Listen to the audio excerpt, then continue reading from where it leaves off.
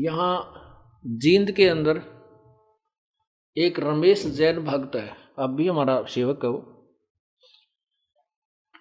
उसकी पत्नी को दौरे पड़ते थे, दमा था उसकी पत्नी को, दमा था उसकी। एक लड़की को दौरे पड़ते थे। 2 जुड़वा बच्चे थे, वो बहुत बीमार रहते थे। महीने में 2-2, 3-3 हजार रुपए का उनका डॉक्टरों का, मेडिकल का खर्चा होता था। एक भक्त ने उनको समझाया कि आप हमारे गुरुदेव से उपदेश लो, कभी परमेश्वर की शरण में आओ, आपके सब झंझट मिट जाएंगे। काफी कुछ कहने से उन्होंने मान लिया, और फिर वो टर्म एंड कंडीशंस भी बता दी उसको कि ये नहीं करना आपने। जब तो उन्होंने मान लिया, ठीक है हम तो बहुत दुखी हो गए हैं, इनको पूजा करते करते और साधनाओं से हमारी दुर्गति हो रही है, तो हम क्या करेंगे, हम नहीं पूजेंगे उनको। उन्होंने उपदेश ले लिया। उपदेश लेने के बाद उस बहन के 2-3-4 महीने तक कोई दमा नहीं, लड़की का दौरे पड़ा करते, उसका कोई दौरा नहीं, बच्चे स्वस्थ हो गए। वो तो इतनी खुशी मनाई, ओहो ये भगवान, भगवान मिल गए हमें तो। परमात्मा कहते हैं पर्वत पर्वत में फिरा, कारण अपने राम, राम जैसे संत मिले जिन सारे सब काम। अब क्या हुआ कि उसने वो 3-4-5 महीने के बाद ये गुग्गा पीर का दिन आ गया, गुग्गा नौमी आ गई। उसकी पड़ोसन आई, कहने लगी है कमलेश, और गुग्गा की पूजा नहीं करी तूने? वो बोली ना हम ना करा कर, हमने छोड़ दी, मारे तो जो ना गुरु का नाम ले लिया। वो किसी और पंथ से संबंधित थी, वो दूसरी लड़की जो बहन आई उसके पास, वह कहने लगी नाम तो हमने भी ले रखा है, पर पूजा सारी करनी चाहिए ना, तो ये नाश कर देंगे। उनका फलाना करना ना, वो अपने पंथ के उसके विषय में बताने लगी कि ऐसे उसने हमारे पंथ का है कि उन्होंने ये पूजा छोड़ दी थी, उनका एक का बेटा था वो मर गया, अब तो भाई सारी पूजा करते हैं, और भी वो भी करने लग गए। तो वह डर गई कि कदे भाई सजो गुग्गा पीर दुखी कर दे। उसने वो पूजा पाजा अपनी कर दी।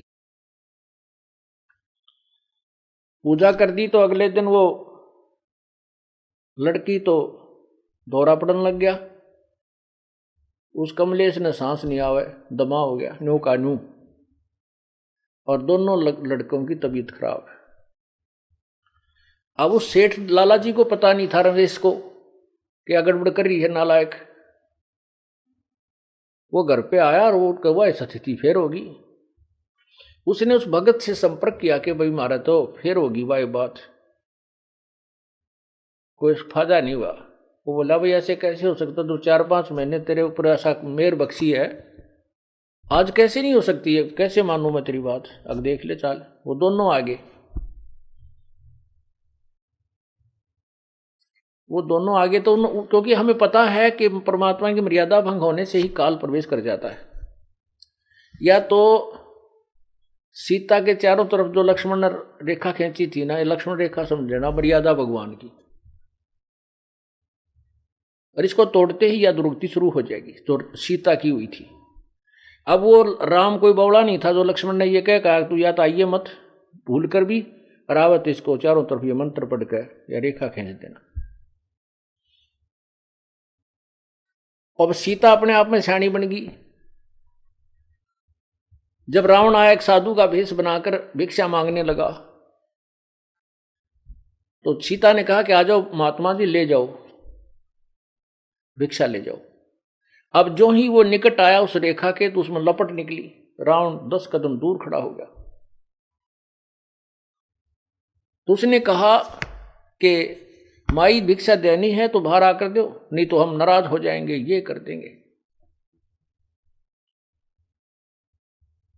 इसमें तुमने पता नहीं क्या मंत्र पढ़ रखा, ये मुझे आगे नहीं आने दे रही। अब सीता जी ने सोची कि बिजली पड़े साधु तो है, 1 मिनट में देकर आटा डालकर वापस आ जाऊंगी। तो या तो उसकी नालायक सोच थी अपनी, जबकि वो महापुरुष कह के गए थे से बाहर मत निकलना रही, साधु है तो अपन आ जाएगा अंदर। यदि ये साधु है तो इस लक्ष्मण रेखा को पार करके आ जाता। तो साधु भी कहाँ है वो, इस रेखा से डर गया। तो उसने ऐसा ही किया, मर्यादा भंग कर दिया, लक्ष्मण रेखा उल्लंघ गई। फिर देखो क्या दुर्गति हुई, रावण उठा ले गया।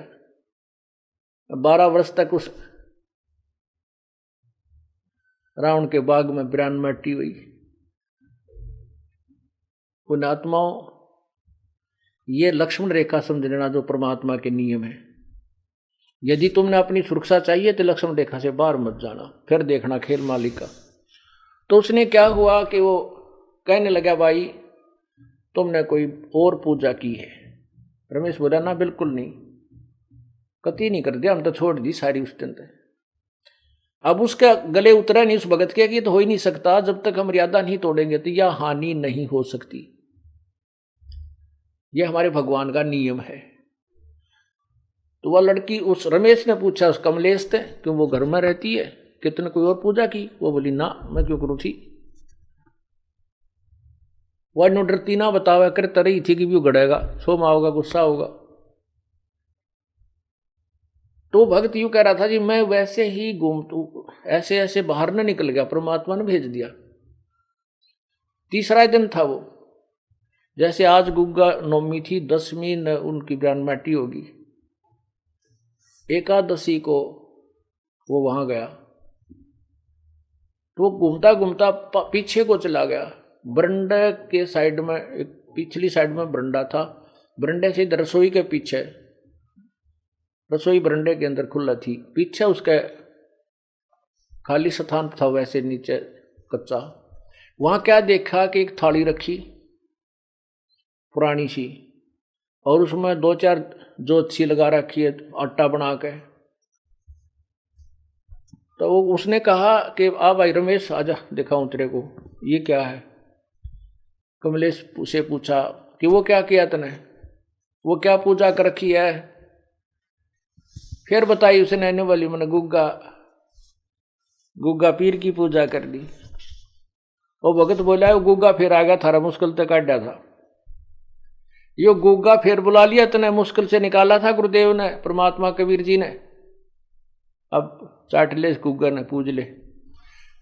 तो वो फिर लग गया, वह पैर पकड़ने, वह कहने लगी, भाई मैं तो माफी मांगूंगी गुरु जी तय। तो उन्हें कहा, भाई माफी मांग, परमात्मा से जाकर पूर्ण उपदेश लो, तुम तो काम कति बिगाड़ दिया। थारी सुना तो सुना, ना भी सुना। तो रमेश ने भी बहुत धमकाई हुआ बेबे, उसने सारी बताई जी, मैं डरागनी थी, और कोई आसपास यहाँ मेरे दूसरा सहयोग था नहीं जिसे मैं पूछूं अपने भगत था, वहां कोई भगत नहीं था। और मैंने सोची कि बिजली पड़ा है, दो बत्ती ला दूंगी, गुग्गा भी राजी हो जाएगा। इन गुग्गा राजी कर हम ब्राह्मण माटी करवा रहे हैं। हमने एक ही प्रभु को प्रसन्न करना है।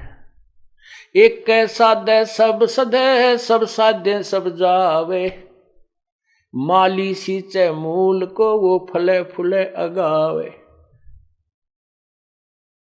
एक ही साधने से, एक ही पूजा करने से जड़ की तो पौधा परिपक्व बड़ा हो जाता है, वृक्ष बन जाता है, फिर आम के फल लगते हैं। यदि हम टहनियों की तरफ से उसको गाड़ कर जमीन में लाकर बैठ जाएं, उगाकर, तो सभी पौधा ही नष्ट हो जाएगा। अर्थात शास्त्र विरुद्ध साधना करने से हमारा भक्ति रूपी पौधा बर्बाद हो जाएगा।